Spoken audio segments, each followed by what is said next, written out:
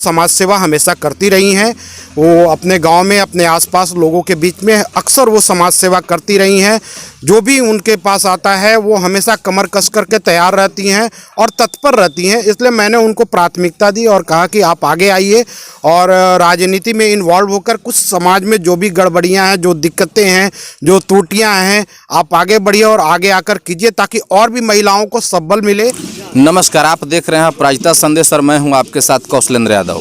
इस वक्त हम मौजूद हैं हंसौली पंचायत में और हंसौली पंचायत के मुखिया पद की प्रत्याशी शकुंतला देवी के प्रत्याशी प्रतिनिधि सुजीत कुमार सिंह जी इस वक्त हमारे साथ हैं। इनसे पंचायत चुनाव को लेकर और हम बात करना चाहेंगे। सुजीत कुमार जी, आपसे सबसे पहला सवाल मेरा होगा कि जिस फैमिली से आप बिलोंग करते हैं उस फैमिली की महिलाएं राजनीति में पहली बार आई हैं, जैसे आपकी माता जी, क्या वैसा आपको लगा कि जो घर को चौखट लांघ कर और राजनीति के क्षेत्र में अपनी माता जी को चुनाव लड़ाने के लिए विवश हुए? सभी को पहले मेरा प्रणाम। दरअसल देखिए, राजनीति से आज भी महिलाएं अछूती हैं। आज भी जो परिवेश है, राजनीति का जो परिवेश है, इस परिवेश में महिलाएं आने से हिचकती हैं, डरती हैं। चूँकि महिला सीट है तो लोग अपनी पत्नी को, कोई अपनी माताजी को यहाँ पे खड़ा करते हैं। सरकार भी महिला सशक्तिकरण की बात करती है, लेकिन जब धरातल पर वो जाने की बात होती है, जब वो ज़मीनी स्तर पर हम जब उसको देखते हैं तो ये संभव नहीं दिखता है, वहाँ पर ज़मीन पर दिखता नहीं है। तो महिलाओं को लाना और सरकार का जो प्रयास है महिला सशक्तिकरण को लेकर के, ये बड़ा ही अच्छा है। और महिलाएं आएँ और कंधे से कंधा मिलाकर काम करें, चाहे वो राजनीति हो या अन्य क्षेत्र हो। लेकिन जो परिपाटी बनी हुई है तो हम लोग केवल राजनीति को गंदे रूप में देखते हैं, विभत्स रूप में देखते हैं। इस वजह से अपने यहाँ से महिलाओं को भेजना नहीं चाहते हैं। तो मैं तो चाहूँगा और लोग से अपील करूँगा कि यदि आप कीचड़ में उतरेंगे नहीं तो वो कीचड़ साफ कैसे होगा। तो यही चीज़, इसी चीज़ को सोच करके और इसी चीज़ को संकल्प लेकर के कि पहले उसको साफ करने के लिए हमें वहाँ उतरना होगा। इसलिए अपने घर से अपनी माताजी को मैंने प्राथमिकता के तौर पर उन्हें आगे किया है कि आप आएँ। और चूँकि वो समाज सेवा हमेशा करती रही हैं, वो अपने गांव में अपने आसपास लोगों के बीच में अक्सर वो समाज सेवा करती रही हैं। जो भी उनके पास आता है वो हमेशा कमर कस करके तैयार रहती हैं और तत्पर रहती हैं। इसलिए मैंने उनको प्राथमिकता दी और कहा कि आप आगे आइए और राजनीति में इन्वॉल्व होकर कुछ समाज में जो भी गड़बड़ियां हैं, जो दिक्कतें हैं, जो त्रुटियां हैं, आप आगे बढ़िए और आगे आकर कीजिए ताकि और भी महिलाओं को सबल मिले। देख करके, आपसे सीख करके और राजनीति में कदम रखें। आपका चुनावी एजेंडा क्या है? जी, हम अभी अपना पहले भी हमने 2 वर्षों से मैं लोगों से बात कर रहा हूं और 11 सूत्रीय संकल्प लेकर मैं बात कर रहा हूं। मुख्य रूप से 2-3 चीज़ों पर मैं आपसे बात करूंगा जो कि मुख्य है और वो पंचायती राज का बेस है। सबसे पहला एजेंडा जो कि हमारा है ग्राम सभा का, जो सरकार भी और पंचायती राज भी कहती है कि ग्राम सभा होना चाहिए। ग्राम सभा होता है, लेकिन ग्राम सभा कहाँ होता है? सिर्फ रजिस्टर और फाइल पे ग्राम सभा होता है। प्रैक्टिकली ग्राम सभा नहीं होता है, प्रायोगिक रूप से ग्राम सभा नहीं होता है, जिस कारण से सरकार का जो ध्येय है और पंचायती राज्य के माध्यम से कि आम आदमी को सरकार से जोड़ने का, ये संभव नहीं हो पाता है। तो मेरा पहला संकल्प और सबसे मजबूत और सबसे ज़मीनी संकल्प है ग्राम सभा को प्रैक्टिकली हर एक वार्ड में करने का, हर एक वार्ड में ग्राम सभा करने का। और उसमें गांव के ही सारे लोग सम्मिलित होंगे और सब लोग, अभी की जो परिपाटी है कि केवल 4 समर्थक मिलकर योजना का चयन करते हैं और योजना तय करते हैं कि वहाँ पर ये होगा, नहीं, वैसा नहीं होगा। यदि आप लोग शकुंतला देवी को समर्थन देते हैं तो हम ग्राम सभा लगाएंगे और उस ग्राम सभा में सारे ग्रामीण बैठेंगे वहाँ के, और वो लोग मिलकर सर्वसम्मति से तय करेंगे कौन सी योजना कहाँ होगी। अपना पंचायत भवन, अगला मेरा एजेंडा है, अपना पंचायत भवन नहीं खुलता है, बंद रहता है। ब्लॉक का छोटा से छोटा काम के लिए लोग को यहाँ से 15 किलोमीटर और 20 किलोमीटर दूर ब्लॉक जाना पड़ता है, जो चूँकि बहुत सारी काम जो है वो यहाँ से हो सकता है, जिसको सरकार ने मिनी ब्लॉक का नाम दिया है पंचायत भवन से। नियमित रूप से पंचायत भवन को खोलने का सरकारी पदाधिकारियों से समन्वय बना करके और उनके काम को सुगम करने का मेरा संकल्प है।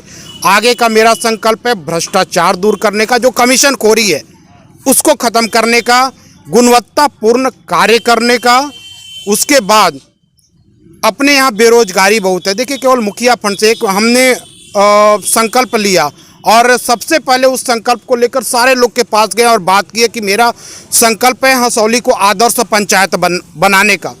तो आदर्श पंचायत केवल मुखिया फंड पे आधारित होकर लोग काम करते हैं, वहाँ से संभव नहीं है, उसके आगे भी जाना पड़ेगा, बेरोजगारी पे काम करने पड़ेगी। लोग कहते हैं कि आप बेरोजगारी दूर कैसे करेंगे? बेरोजगारी दूर करने का भी माध्यम है, ये कोई ज़रूरी नहीं है कि नौकरी बांट लेने से बेरोजगारी नहीं दूर होती है। और मेरे पास क्या संसाधन होंगे जिससे मैं नौकरी बांट सकता हूँ? लेकिन सरकार की बहुत सारी योजनाएं हैं, जैसे कुटीर उद्योग है, लघु उद्योग है, कृषि से जुड़े हुए बहुत सारी चीज़ें हैं जिसको कर कर के लोग की बेरोजगारी दूर किया जा सकता है, अपने पैरों पे खड़ा कर कर के। हमने महिलाओं के लिए भी बेरोजगारी के सिलसिले में, बेरोजगारी से संबंधित महिलाओं के लिए भी हमने रखा है कि आप भी अपने घर को सुदृढ़ कर सकती हैं, अपने आदमी के साथ, अपने पति के साथ कंधा से कंधा मिलाकर उनके इनकम में, उनके आय में कुछ पैसा जोड़ करके। तो बेरोजगारी पर भी काम करेंगे, शिक्षा पे भी काम करेंगे, शिक्षा पे काम करेंगे। शिक्षा की स्थिति काफ़ी बदतर है अपने यहाँ, लोग बड़ी बड़ी बातें करते हैं और वो सारा का सारा धराशायी है यहाँ पर शिक्षा। प्राइवेट स्कूल में 8-10 हज़ार के जो सैलरी वाले मास्टर हैं उनसे हमारे बच्चे पढ़ते हैं, वहाँ हम उम्मीद की किरण देखते हैं कि वहाँ से मेरा बच्चा पढ़ के अच्छा कर रहा है।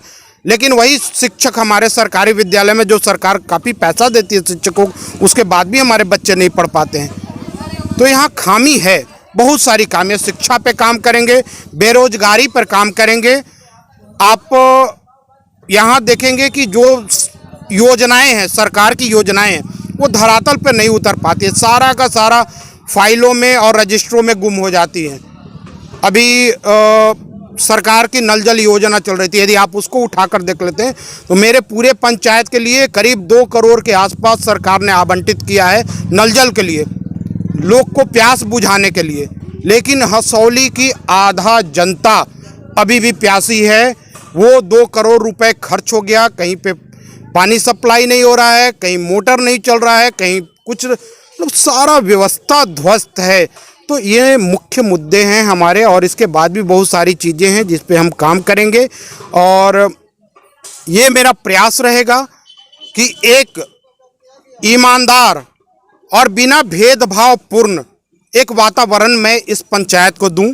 यदि शकुंतला देवी को लोग समर्थन करते हैं तो बिना भेदभाव पूर्ण, मान सम्मान के साथ विकास की धारा बहाएंगे हम।